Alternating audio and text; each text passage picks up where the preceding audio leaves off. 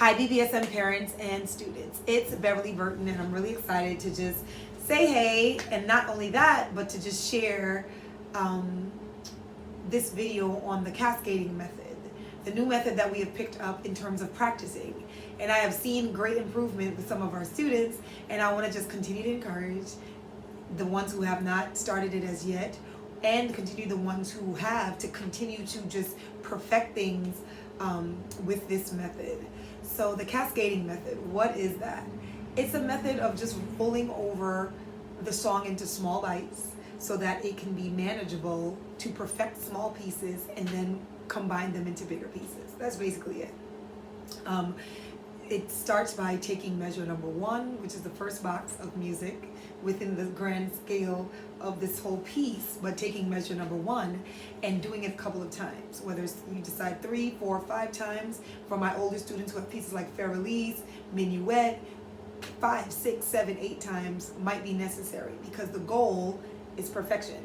Once we understand the goal, performance, perfection, then we work backwards to say, well, how much do I really need to put into each measure in order to perfect it?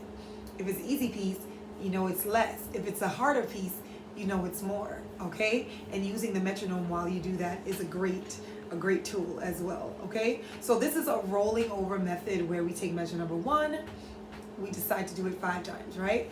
Do measure 1 5 times. When you're done with measure number 1, then you move on to measure number 2. You do measure 2 5 times, okay? And remember, repeating the measures cannot have mistakes in them. So a lot of times students might say, I did it like 5 times, and it's like, but each time you did it, it had a mistake in it. So you want to get to the point where we are teaching them how to perfect, teaching them how to streamline, teaching them how to take average and make it above average, make it performable, make it spectacular, make it breathtaking. Repeat measure number 1 5 times perfectly, repeat measure number 2 5 times perfectly, then you put 1 and 2 together 5 times. Once you do 1 and 2 together, you take measure number 3 and you do it by itself 5 times. And then when you do it perfectly 5 times by itself, then you do measure 1, 2, and 3 together. So now you have a bigger block. You do that 5 times. Then you go to measure number 4 and you do measure 4 5 times all by itself.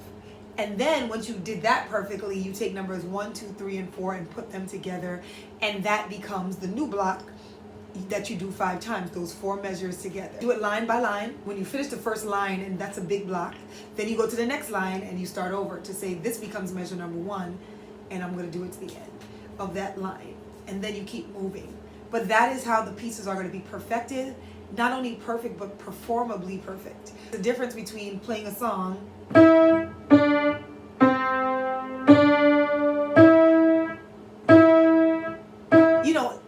it's playable, you recognize the music, but it is not performable, where the audience is more focused on the performance than the notes. I know that song. He could have done a little bit more. Okay, sounds a little stumbling, but then there is where you actually get to enjoy the melody, or your audience does.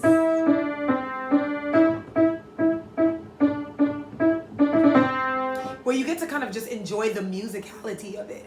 That's where we want to get our students, to the point where the audience is enjoying the musicality because they have perfected it so much. And that's what the Cascading Method is really about. Just being in that place where it becomes perfect, memorized in their spirit, in their soul, and they can just let their fingers just be free to just express themselves, because they're not thinking so much about the measures, they're not thinking about the notes, they're not thinking about the counts.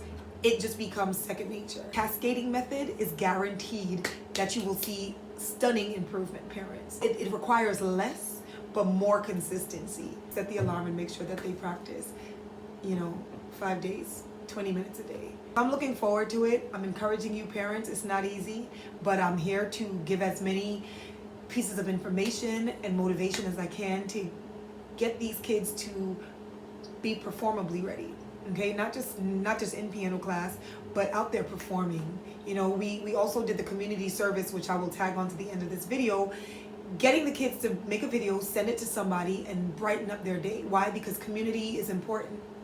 And in the season of COVID, where they might not be out and about doing a lot, they might not have the stage to do it in their churches or wherever, but we are beginning to create a sense of responsibility where they have to be ready to perform their pieces. That's what music lessons are all about, being ready to share. And we're going to start pushing that, being ready to share. Ready to share? Ready to share. Okay? All right, so thank you again, parents. Blessings to you on this week. We are here as we grow, and it's all about our kids. That's what it's about. Thanks so much.